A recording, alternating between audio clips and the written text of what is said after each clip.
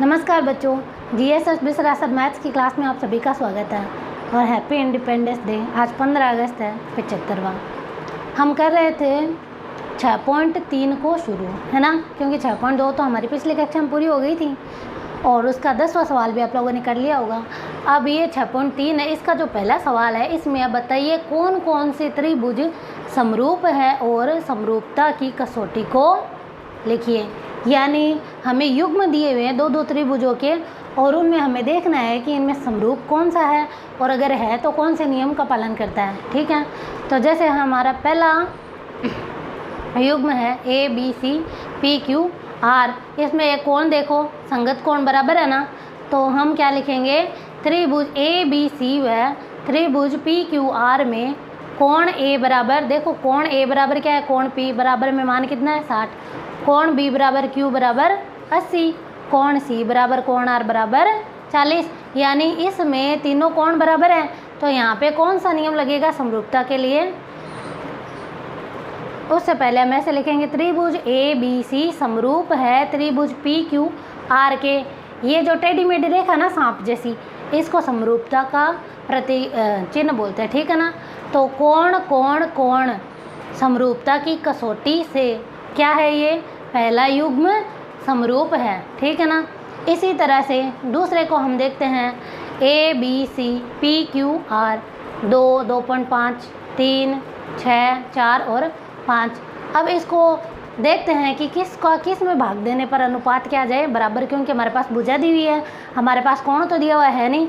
अगर 2 में 6, 2 का 6 में भाग देंगे, 2/6 करेंगे, जैसे हम लोग करके देख लेते हैं। देखो 2/6 और 2.5/4, 5/3, ये हमें दिख रहा है कि बराबर नहीं आएगा, है ना। तो हम क्या करेंगे, कोण को इस त्रिभुज को इधर वाले को थोड़ा सा घुमा देंगे, ऐसे कर देंगे, ABC और QRP करेंगे। फिर देखो 2/4, इसका मान कितना आएगा 1/2, और ऐसे ही 2.5 ये वाला 5, इसका मान भी क्या आ जाएगा 1/2, और 3/6 का मान भी क्या आ जाएगा हमारे पास 1/2। यानी कि त्रिभुज ABC समरूप होगा किसके, QRP के। तो SSS यानी भुजाओं का अनुपात क्या है बराबर, तो इसमें हम कैसे लिखेंगे, SSS साइड कसौटी से समरूप त्रिभुज ABC समरूप होगा किसके, त्रिभुज QRP के। भुजाओं का ध्यान रखना है, ठीक है ना, संगत भुजाएं ही हमें बराबर करनी है। कोण लिखते टाइम भी इस चीज़ का ध्यान रखना है कि PQR नहीं करना है, QRP करना है, क्योंकि AB/RQ, देखो AB के बट्टा में हमने लिखा है RQ या QR बराबर AC/PQ। A और C के बट्टा में क्या लिखा हमने, PQ वो वाला, है ना, बराबर BC/RP बराबर, इन सारों का अनुपात क्या है हमारे पास 1/2। इसी तरह से बाकी के सवाल होंगे और ये आप लोगों को खुद करने हैं। SAS हो सकता है यहाँ पे लग जाए, है ना, लगेगा ही, लग जाएगा, इसके बट्टा में ये वाली और उसके बट्टा में नहीं लगेगा, है ना, दिमाग लगाना, हो सकता है लग जाए, आप लोगों को खुद करना। देखो इसके बट्टा में, ये वाली भुजा के बट्टा में अगर ये वाले लिखेंगे और ये वाले के बट्टा में अगर ये वाले लिखेंगे, बीच में कोण है बराबर, यानी कि SAS नियम से। और इसी तरह से इन दोनों में आपको चेक करना है और 1-2 सवाल मेरे यहाँ पे उतारे नहीं है मैंने, आप लोगों को खुद ही करना है। ये सारे के सारे नियम देख लेना आप लोग, SSS लगता है या AAA या SAS। ठीक है, बाकी के सवाल आप लोगों को खुद करने हैं ताकि आप लोगों की प्रैक्टिस हो जाए।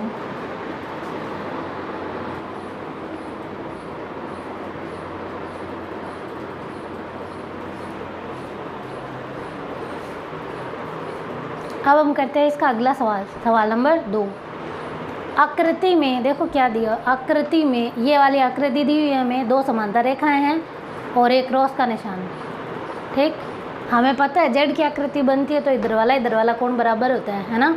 ये मैं आप लोगों को पहले ही बता रही हूँ, एक बार और बता दूँ। त्रिभुज ODC, त्रिभुज ODC समरूप है किसके, OB ए के ओ बी ए के, यानी ये ऐसे और ये ऐसे समरूप है। तो कोण बी ओ सी का मान हमारे पास क्या दिया हुआ है, कोण देखो बी ओ सी का मान 125 दिया हुआ है और कोण सी डी ओ का मान हमारे पास 70 है। हमें ज्ञात करना है डी ओ सी, कोण डी ओ सी जिसे हमने क्या माना है x, और कोण डी सी ओ जिसे हमने क्या माना है y, और कोण ओ ए बी जिसे हमने क्या माना है z, है ना। अब हम देखो कैसे ज्ञात करते हैं। हमारे पास जो दिया हुआ है हम वो लिख लेंगे, पहले यहाँ लिख सकते हैं हम, दिया है, ठीक। हमें दिया हुआ है कोण बी ओ सी बराबर 125, सी डी ओ बराबर 70। हमें पता है कि ये जो सरल रेखा बन रही है डी बी, सरल रेखा पर बना हुआ कोण हमेशा क्या होता है 180 डिग्री का, है ना। तो सरल रेखा पर बना कोण बराबर कितना होता है 180 डिग्री। तो डी कोण डी ओ सी प्लस सी ओ बी कितना होगा 180 डिग्री। डी ओ सी की जगह हमने माना है x प्लस सी ओ बी की जगह हमें क्या दिया हुआ है 125 बराबर 180। x बराबर क्या होगा 180 माइनस 125 करेंगे तो x का मान आ जाएगा ना, हमारे पास क्या आएगा 55 आ जाएगा। ये वाला कोण इस वाले कोण के बराबर होएगा ना, कोण डी ओ सी किसके बराबर होगा ए ओ बी के, क्योंकि इन दोनों के देखो सिर भिड़ रहे हैं, है ना। ऐसे मैं बच्चों को ऐसे बताती हूँ, ऐसा सिर भिड़ रहे हैं, इसका मतलब ये दोनों क्या होंगे शीर्षाभिमुख कोण। तो इनका मान भी क्या आ जाएगा बराबर। ऊपर वाले का x का मान हमने 55 निकाला है तो इसका भी क्या आ जाएगा हमारे पास 55 आ जाएगा, है ना। त्रिभुज ओ डी सी समरूप है त्रिभुज ओ बी ए के। तो कोण डी है वो किसके बराबर होना चाहिए, कोण बी के, है ना। क्रम से चलना है। कोण ओ के बराबर होगा, डी बी के बराबर होगा और सी किसके बराबर होगा ए के, डी बी के बराबर है। यानी ये वाला जो मान है इतना ही क्या होगा यहाँ पे 70, ये बी का मान भी क्या होगा 70 और ये इसकी वजह से x बन जाएगा, है ना। यानी कि कोण डी बराबर कोण बी बराबर क्या आ गया हमारे पास 70। अब देखो इस नीचे वाले त्रिभुज में हमारे पास दो कोण तो आ गए, तो 180 में से घटाएंगे तो तीसरा कोण आ जाएगा ना। तो त्रिभुज डी ओ सी में कोण ये भी निकालना है मेरी, ये भी निकालना है, दोनों निकालना है ना, एक साथ हो जाएंगे। देखो त्रिभुज डी ओ सी में कोण डी प्लस कोण सी प्लस कोण ए बराबर 180। त्रिभुज के अंतर तीनों कोणों का योग हमेशा कितना होता है 180 डिग्री। डी की जगह 70, सी की जगह हमने भी निकाला है, ये रहा, किधर गया, सी हमें निकालना है, ओ निकाला हुआ है। देखो x इसका मान है 55, तो 70 प्लस 55 प्लस कोण सी बराबर 180। इन दोनों को जोड़ के क्या कर देंगे, हमें 180 में से घटा देंगे तो कोण सी का मान आ जाएगा हमारे पास कितना 55।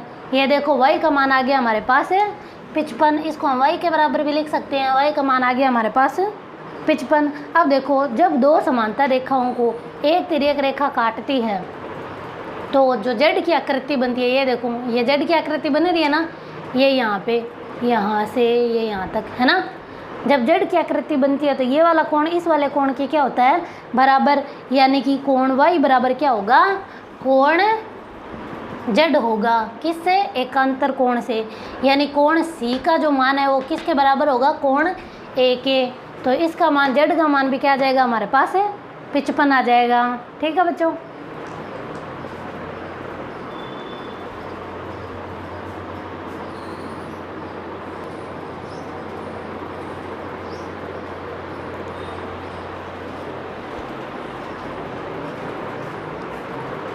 अब हम करते हैं इसका आगे वाला सवाल, ठीक है। सवाल नंबर 3, हमें दिया हुआ है समलम ए बी सी डी, समलम चतुर्भुज है ये ए बी सी डी, जिसमें ए बी जो ए बी भुजा है वो डी सी की क्या है समांतर, के विकीर्ण ए सी और बी डी परस्पर बिंदु ओ पर क्या करते हैं, प्रतिच्छेद। दो त्रिभुजों का की समरूपता कसौटी का प्रयोग करते हुए, यानी हमें समरूप दिखाना ही होगा इन दोनों त्रिभुजों को दिखाते हुए, ओ ए बटा ओ सी बराबर ओ बी बटा ओ डी हमें ज्ञात करना है, दर्शाना है। ठीक है, हम कैसे करेंगे, देखो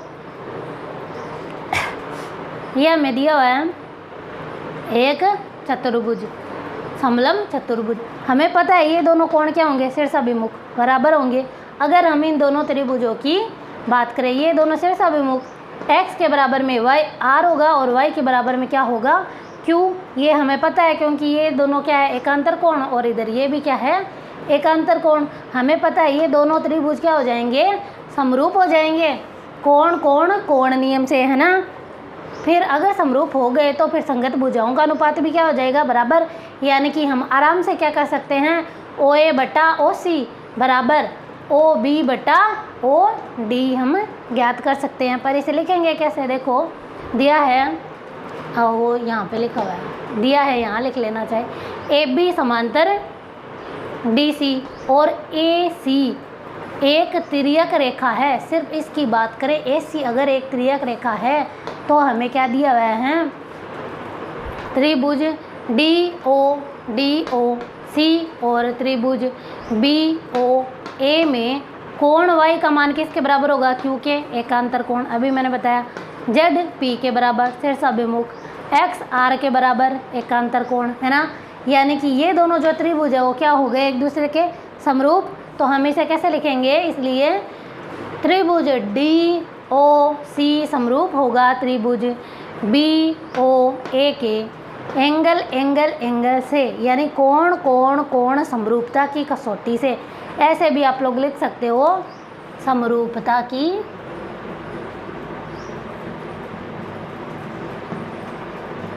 कसौटी से।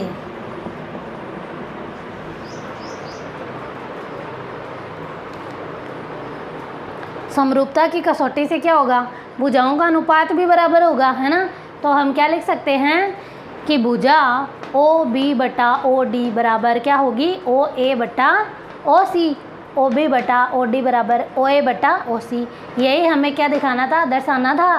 तो इति सिद्धम, बहुत ईजी सा सवाल है ना।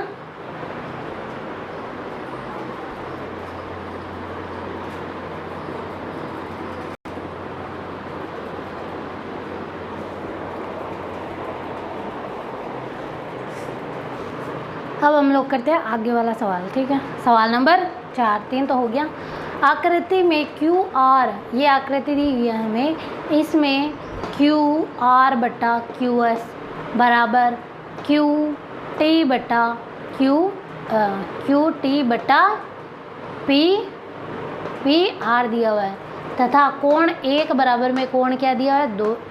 तो दर्शाइए त्रिभुज पी क्यू एस समरूप होगा टी क्यू आर के। ये हमें दर्शाना है, तो हम कैसे दर्शाएंगे, त्रिभुज पी क्यू आर में सिर्फ इसे देखो, पी क्यू आर इस बड़े वाले त्रिभुज को, इसमें कोण 1 बराबर में क्या है, कोण 2। इस बीच वाले को भूल जाओ, कोण 1 बराबर में क्या है, कोण 2, जो कि हमें क्या हुआ है, दिया हुआ है। उसके अलावा देखो इसके अंदर पी आर बराबर पी आर बराबर, ये जो पी आर है ये किसके बराबर होगी, पी क्यू के, क्योंकि ये दोनों कोण क्या है, बराबर। हमें पता है समद्विबाहु त्रिभुज जो होता है, अगर उसकी दोनों भुजाएं समान हो तो उसके ये वाले 2 कोण भी क्या होते हैं, बराबर होते हैं। और इसका उल्टा भी होता है, अगर ये दोनों कोण बराबर हो तो भुजाएं भी क्या होती है, बराबर। ये 1 और ये 2, ये 1 और ये 2, अगर दोनों कोण बराबर है तो ये वाली भुजा किसके बराबर होगी, इसके बराबर होगी ना। तो हम क्या लिखेंगे, पी आर बराबर क्या होगा, पी क्यू। बराबर कोणों की सम्मुख भुजाएं क्या होती है, बराबर होती है। और इसके अलावा हमें दिया हुआ है क्यू आर बटा क्यू एस बराबर क्यू टी बटा पी आर, ये हमें दिया हुआ है। अब ये जो पी आर है इसकी जगह हम क्या लिख सकते हैं, पी क्यू लिख सकते हैं। तो क्यू आर बटा क्यू एस बराबर क्यू टी बटा पी क्यू, ये समीकरण 1 से हमने लिख दिया। अब इन दोनों को क्या कर देंगे, हम उल्टा कर देंगे। तो क्यू एस बटा क्यू आर बराबर पी क्यू बटा क्यू टी, ठीक है। अब देखो क्यू एस बटा क्यू आर, क्यू एस बटा क्यू आर और P पी क्यू बटा पी टी, ये वाली दोनों भुजाएं काम में ले रहे हैं, यानी कि त्रिभुज एक तो ये आ रहा है पी क्यू एस और एक आ रहा है टी क्यू आर, है ना। तो त्रिभुज पी क्यू एस और त्रिभुज टी क्यू आर में इसमें क्या है, देखो क्यू एस बटा क्यू आर भुजाओं का अनुपात है ना, बराबर पी क्यू बटा क्यू टी भुजाओं का अनुपात क्या है, बराबर। अगर भुजाओं का अनुपात बराबर हो तो क्या होता है, समरूप होता है ना, परंतु तीनों का होना ज़रूरी है। तो हम क्या लगाएंगे, दूसरा नियम। चलो ढूंढते हैं कौन सा मिलेगा हमें देखो इस जो पूरे बड़े वाले त्रिभुज में और इस छोटे वाले त्रिभुज में कॉमन क्या है, एक एंगल भी तो कॉमन है ना, उभयनिष्ठ कोण एक बराबर कोण एक, जो उभयनिष्ठ कोण है टी क्यू आर और पी क्यू एस में, है ना। दो भुजाएं बराबर हो गई और एक क्या हो गया, यानी भुजाओं का अनुपात और एक कोण बराबर। तो त्रिभुज पी क्यू एस से समरूप होगा त्रिभुज टी क्यू आर में। नियम कौन सा लग जाएगा, एस ए एस, यानी भुजा कोण भुजा। देखो ये वाली भुजा के बीच में कोण और फिर इधर वाले यानी भुजा कोण भुजा नियम से क्या हो जाएंगे, ये दोनों त्रिभुज समरूप हो जाएंगे, जो कि हमें क्या करना था, ज्ञात करना था। इति सिद्धम। ये हो गया सवाल हमारा यहीं पे खत्म।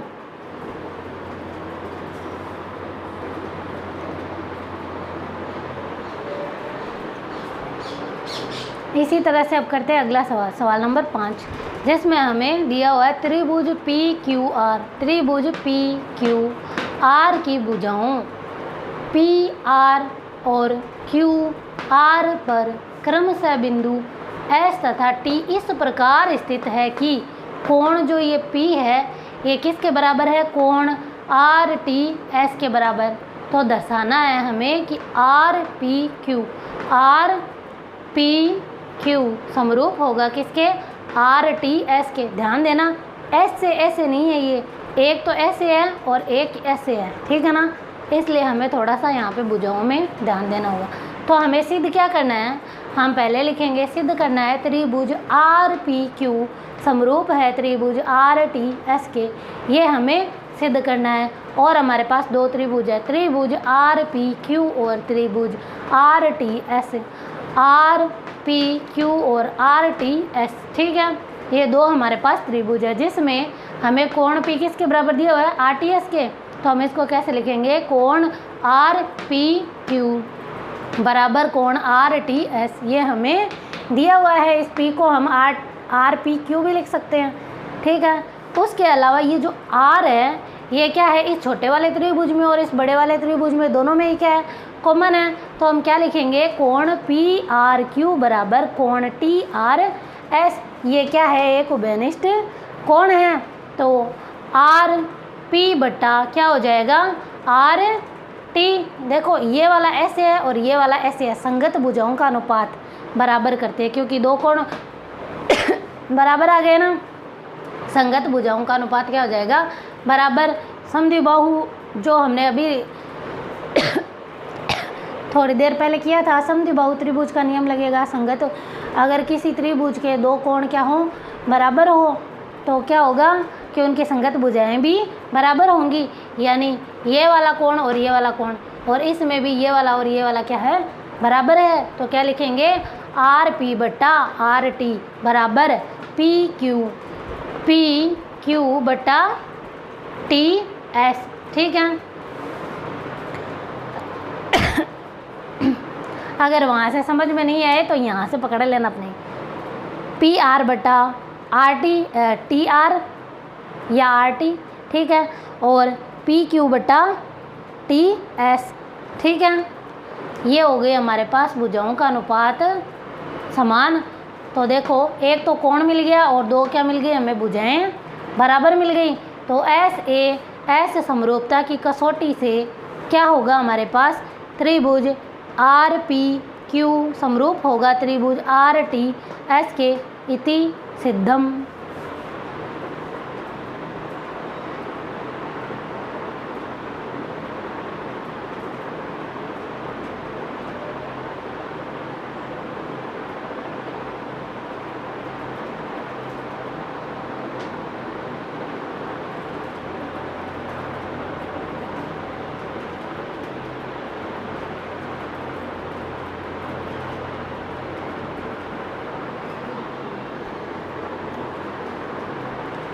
बाकी के सवाल हम लोग अगली कक्षा में करेंगे। तब तक के लिए आप लोग इनकी प्रैक्टिस करना, जो भी ना समझ में आए वो पूछ लेना। मुझे पता है वैसा तो समझ में आ गया होगा, इतना कोई टफ है नहीं, है ना।